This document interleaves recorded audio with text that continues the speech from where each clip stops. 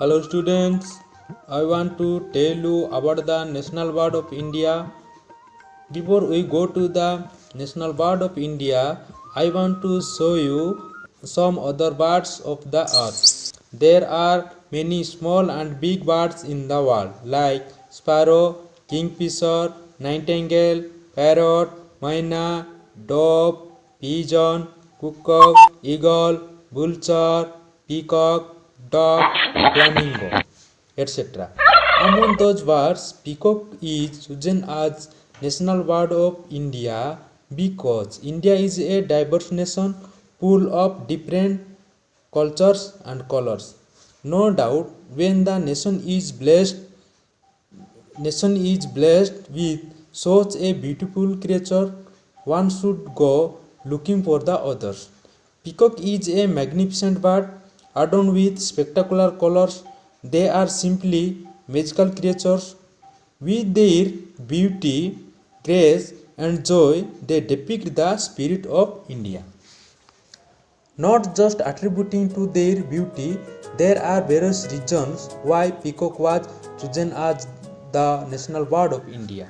First reason is that a national bird should not be restricted to any certain location, but it should be well distributed in all over the country.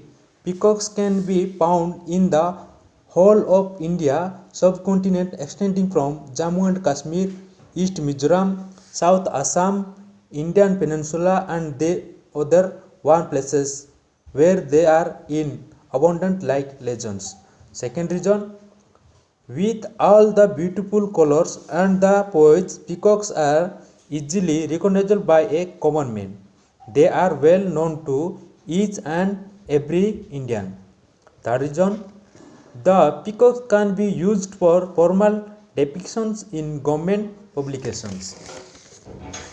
Its fourth reason, it's related to Indian history. The famous king Chandragupta Maurya is rumored to be child of peacock tamers.